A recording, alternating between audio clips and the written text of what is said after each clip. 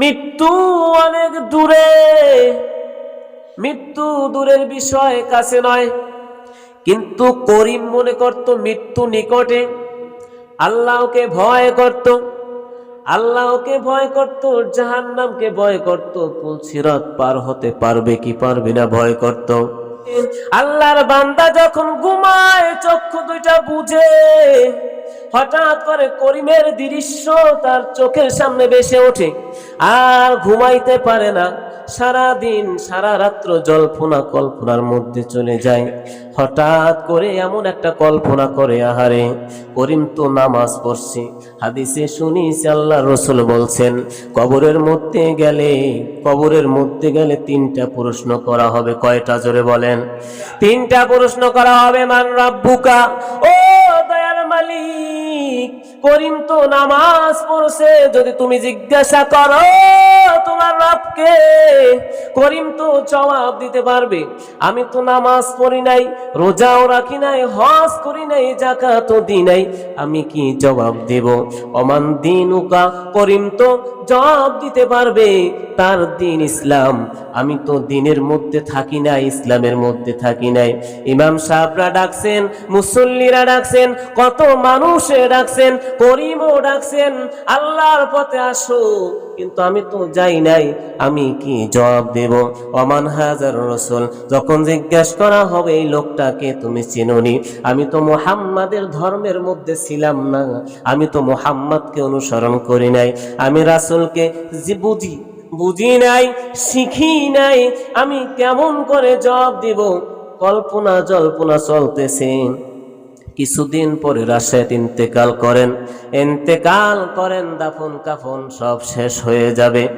দাফন কাফন সব শেষ হয়ে গেছে, মাটির ভিতরে চলে গেছেন রাশেদ। আল্লাহ রাব্বুল আলামিনের দুইজন ফেরেশতা আছে হাদিস মতে। এই জন্য আল্লাহর পয়গম্বর সাল্লাল্লাহু আলাইহি সাল্লাম বলছেন, ওয়াকাদ জাআ ফিল খবরি কানান নাবিয়্যা সাল্লাল্লাহু আলাইহি ওয়াসাল্লাম ইযা ফারাগা মিন দাফনিল মাইয়িতি ওয়াকাফা আলাইহি ফাকালা ইস্তাগফিরু রাব্বাকুম ইস্তাগফিরু লিয়াখিকুম সুম্মা সালু লাহু বিত্তাসবিহ ফাইন্নাহু লা ইউসাল। আল্লাহ নবী যখন সাহাবাদের মৃত্যুর পরে দাফন কাফন শেষ করতেন, সাহাবাদের নিয়ে কিছুক্ষণ দাঁড়াইতেন, সাহাবাদেরকে বলতেন, ও সাহাবীরা দাঁড়াও। আল্লাহ নবী দাঁড়ায় যাইতেন। জিজ্ঞেস করলেন কেন? আল্লাহ নবী বলতেন, ও সাহাবীরা তোমার ভাইয়ের জন্য দোয়া করো। কারণ কি?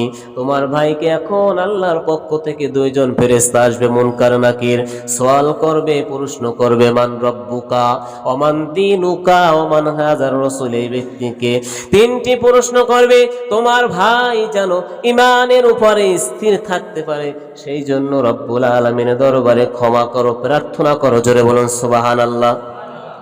এই শিক্ষাটা আমাদের মধ্যে এখনো রয়ে গেছে। কিছু মানুষ বিশ্বাস করে না, কথা বলেন ঠিক কিনা, যে কবর খননের পরে, দাফন দেওয়ার পরে আমরা যে কবরের পাশে দাঁড়াইয়া কিছু দূরে যাইয়া আল্লাহ রাব্বুল আলামিনের কাছে জিয়ারত করি এবং তাদের জন্য দোয়া করি। কিসের শিক্ষা? আল্লাহর পয়গম্বর আমাদেরকে শিক্ষা দিয়ে গেছেন যে মানুষ মৃত্যুবরণ করার পরে তার কবর ছেড়ে যাও না, কিছুক্ষণ দাঁড়াও, দাঁড়াবার পরে তার জন্য দোয়া করো। এমন ভাবে দোয়া করো তোমার ভাই, তোমার বাবা, তোমার স্ত্রী, তোমার মেয়ে, তোমার সন্তান, তোমার পাড়া প্রতিবেশী যেন ঈমানের উপরে স্থির থাকতে পারে। মানুষকে যখন কবরে রাখা হয়, শয়তানকে ইশারা করে দেখানো হয়, শয়তান বলে তুমি আমাকে বলো আমি আল্লাহ। যখন প্রশ্ন করা হয় মান রব্বুকা, তখন শয়তান আকৃতি ধারণ করে ওই কবর মৃত্যুবাদীকে বলে তুমি আমাকে বলো, আমাকে আল্লাহ মানো, তাহলে তুমি এই মুক্তি থেকে, এই মুসিবত থেকে মুক্তি পাবা। জোরে বলুন নাউজুবিল্লাহ। এই জন্য আল্লাহ নবী বললেন, যখন মানুষকে দাফন দেওয়া হবে, দাফন দেওয়ার পরে তোমরা কিছুক্ষণ দাঁড়াও, দাঁড়াবার পরে তার জন্য দোয়া করো, প্রার্থনা করো, তোমার ভাই, তোমার যে মারা গেছে সে যেন ঈমানের উপরে স্থির থাকতে পারে। জোরে বলুন সুবহানাল্লাহ।